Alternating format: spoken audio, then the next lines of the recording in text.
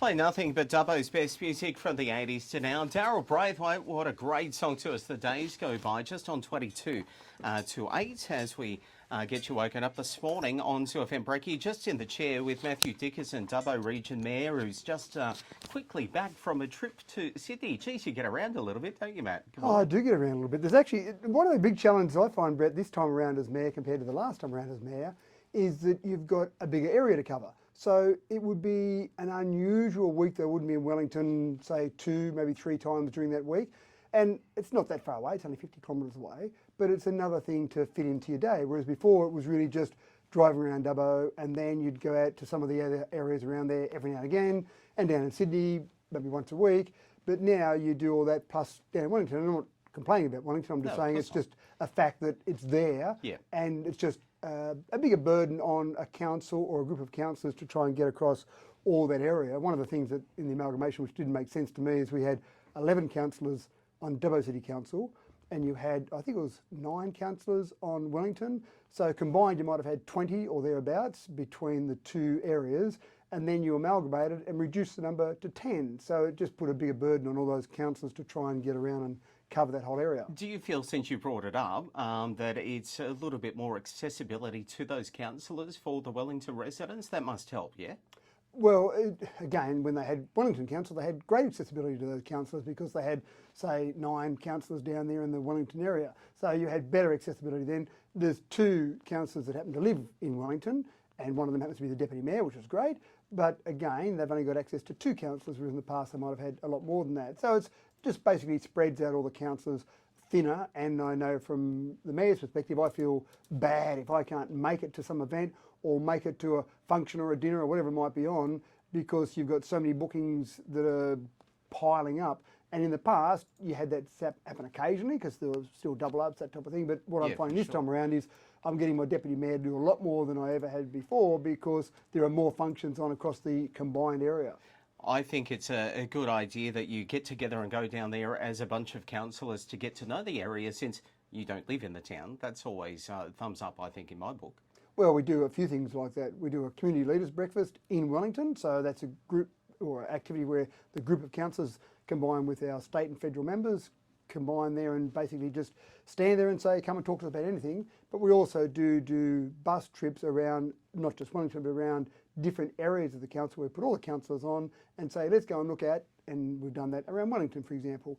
We haven't done what we call a village tour yet, but we will do a village tour where we go around to the villages. So there's a range of things like that where you are getting the group of councillors to look at various different aspects of council. One of the things that I was blown away by way back in 2004 when I was first elected to council was all the things that you had no idea that council was involved with. So you sat back and went, wow, we've got to run that, and we're in charge of that, and we're responsible for this. And so there are so many things that we do, and I think much more than a city council, when you talk to regional councils, they are doing a lot more. I mean, Sydney Water manages all the water for Sydney. You don't have each council having to have its own water treatment plant. Sewerage, most councils in Sydney don't take care of sewerage. There are so many things we have here, sale yards. Not too many Sydney councils have sale yards. So they wouldn't know what to do. That's right, things like a caravan park, a childcare centre. So there are many things that we do as a council for the community that you don't see councils, for example, in Sydney undertake. Now, we've got 5 reservoirs still under the Dubbo boil water alert. That's mainly what the villages outside of Dubbo at this particular stage. You're sort of over halfway. Long time coming though, right? There's a big way. Yeah, long time coming, and it's still a bit of a process to finish those ones off. You're right, it's places like Wongarbin, Umundri, you've still got Yarrandale and Mile. So Mile Reservoir still feeds a part of North Dubbo there, so around Macleay Street, that type of area. So there are still a couple left in Dubbo, but we're almost there, and it has been a very frustrating, very protracted process. And one of the points that I've made is that we've had 56 boil water alerts across this state over the last 2.5 years approximately. New South Wales Health has been responsible for all of those in terms of releasing those boil water alerts. We've got new conditions, new rules, new methodologies that have been created just for us, just for good old Dubbo, for this boil water alert before we can come out of this boil water alert. And the time to plan what you do in a situation where you're under pressure is not while you're under pressure. The time to plan the methodology, the time to plan how you come out of that boil water alert should be sitting there as a methodology, sitting off to the side oh, boil water alert, here, let's go and use the methodology we created and thought about when we had the calmness and the fullness of time to work that out, not in the middle of it. And then they're doing new spreadsheets at the moment as we go, working out the dilution levels and then arguing about the dilution levels and what they should be and a whole range of things. But that doesn't stop the criticism that comes from residents saying, well, why was council not ready for this? I mean, what happened with the water treatment plant? What broke? So nothing broke per se, some standards changed. November 2020, the standard nephelometric turbidity units, that was the standard measurement, if you like, was a figure of 1 NTU. So you had to produce water that came out of the water treatment plant below a level of 1. If it was above 1, the turbidity of that water potentially could hide some cryptosporidium. So that was all fine before November 2020. In November 2020, that standard was changed to 0.5 NTU. Fast forward to a few weeks ago, to early July, and we had a lot of turbidity coming down a river, and our water treatment plant has seen that before. And it goes through the water treatment process and comes out the other end, and it got to the point where that turbidity level coming out the other end was 0.52, 0.6. The measurements, obviously, it's continually monitored. It got up as high as 0.7, and then our staff are working on how to bring it down below 0.5. Go back before November 2020, that would have been all in spec. No problems at all. 0.7, we've got a long way to go before we get to 1. Everything's under control. 0.5, oh no, we've got to alert New South Wales Health. We're outside of specifications. What's the process there? And our staff did a great job getting it back in spec. We were only producing water outside specifications for 10 hours and 18 minutes. So the risk with turbidity is if you do have water that's turbid, it could be hiding cryptosporidium. So we said, logically, why don't we test for cryptosporidium? Because that'd be the way of determining whether or not we're about to infect the entire community with crypto. So we did our own testing at our expense, and which was fair enough. It's our water utility, and we sent that off to Sydney Water to test it for us, and they came back and said, yes, all the testing you've done, all the reservoirs have got no cryptosporidium in them. But New South Wales Health said, no, we don't really like that testing. We want you to get down to a certain dilution level, which is where the extended boil water alert has occurred. And in the past, you might have needed to flush out your entire reservoir network. We've got about 86 megalitres of storage in our network. Flush that out once. If you're really conservative, flush it out twice, then you're right to go. Well, we have flushed it out more than twice across the board, but they're trying to get down this dilution level. And even that changed. At one stage, it was 0.1%. We argued it shouldn't be 0.1%. They said, okay, let's make it 1%. Well, if you had a set standard that you'd already researched, you wouldn't change it. But the fact that you just change it by a factor of 10 means you didn't really have a good handle on that number in the first place. So they pushed it a little bit, but my understanding is New South Wales Health haven't tested for crypto. Is that correct? No, they don't test for it. We tested for it. They don't test for it because they don't put validity in the testing process, so they want to get down to a dilution level, which to me makes no sense. If you're worried about crypto, test for crypto.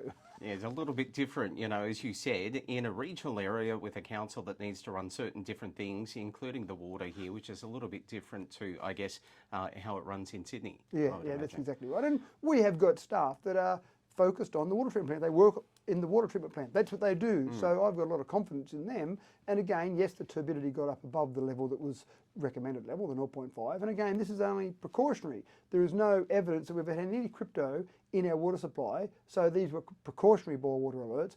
But again, I've got confidence in our staff producing the water. It was outside spec for a short period of time, but it's taken a long time to get back to where New South Wales Health said you're right to go. Now, I know you're limited with time. Fluoridation of the water. We know that we've been reading, especially you've got a press release on Council's website saying that it wasn't, well, what's the term? Not in spec, no, you weren't compliant, Dubbo Regional Council? So this is a bad one. So January 2019, our fluoridation tank had a leak in it. So our staff did the right thing and contacted New South Wales Health and informed our upper management of council to say, we're not putting fluoride in the water. Now, that's not just against spec, but that's against the Act. So the Act says if your community decides to put fluoride in your water, and there's a whole other argument whether you should put fluoride in your water or not, so I won't go down that path. This community had made a decision to put fluoride in the water. Once you make that decision, you can't then stop putting fluoride in the water. So what happened there? Why did council fall out of spec, so to speak? Well, there was a leak in the fluoride tank. So So when the you only put reason. fluoride isn't in there there, someone checking the tanks? exactly right. They did. They checked that and they said there's a leak. There's a leak in the tank. Well, it was picked up in the fact that we're constantly monitoring the water that's being produced. Oh, hold on, we're not putting enough fluoride in the water. It's going, oh, look at this, we've got a leak in the tank. Now I don't know exactly what happened in January 2019, but essentially our staff picked up there wasn't fluoride being put in, and the reason was because our tank was leaking. So you can put more fluoride in our tank to dose the water, but they're just going to leak out the bottom. So there's no point. So we need to fix that. That's where it all fell down. So our staff did the right thing. They informed New South Wales Health.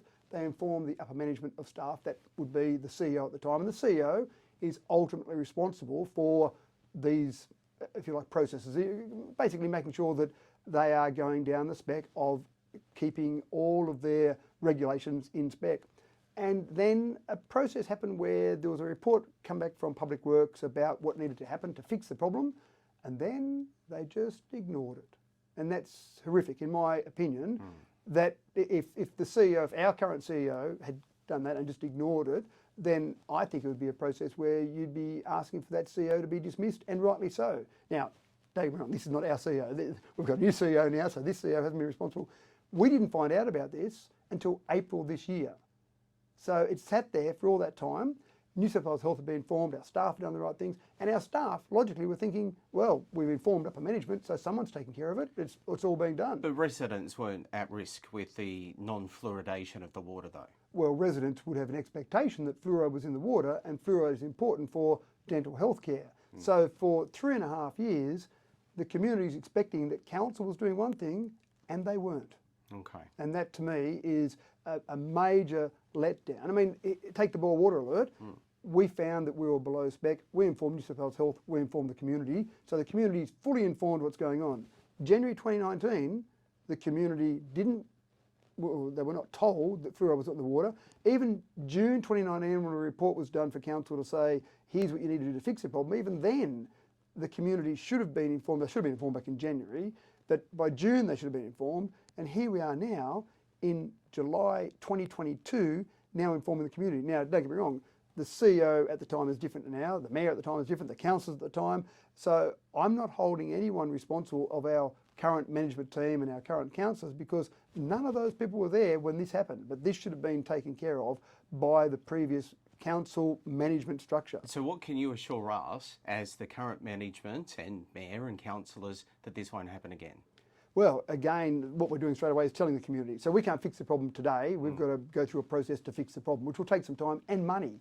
So at the moment, it's really about open, transparent communications. I've said that ever since I've come back as mayor, that the most important thing missing from the last council, a whole range of things were missing, but one of the most important things was open, transparent communication. So here we are now saying, community, there is no fluoride in your water, and it hasn't been put there since 2019, January 2019. So I apologise on behalf of the previous council to the community for that.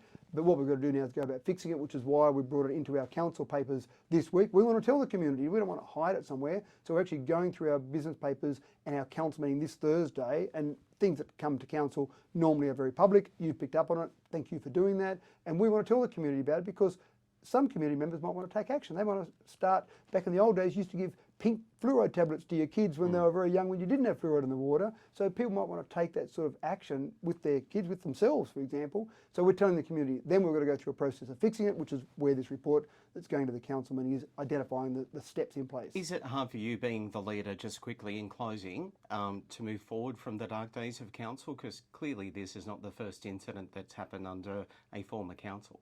It's frustrating, Brett, there's no doubt about that. I want to go and do great things for the community. Our councillors are very focused on really driving the community forward. What we're finding at the moment is we are doing a lot of looking over our shoulder, fixing up the past, and then let's look forward again. Oh no, we're going to look over our shoulder, fix up the past. Oh, let's look forward again. So there is a bit of that, but we've got to do it. We can't ignore it, we've got to do it. So we'll keep doing that, and so be it. It's a process that will eventually come to an end, and then we can really start looking forward and driving the community forward. But for the moment, we can't ignore these things. We've got to fix these things first. WA Region Mayor Matt Dickerson, I've made you late. Thank you so much for your time, mate. Thanks, We'll Brett. catch up in a fortnight here at Zoo FM.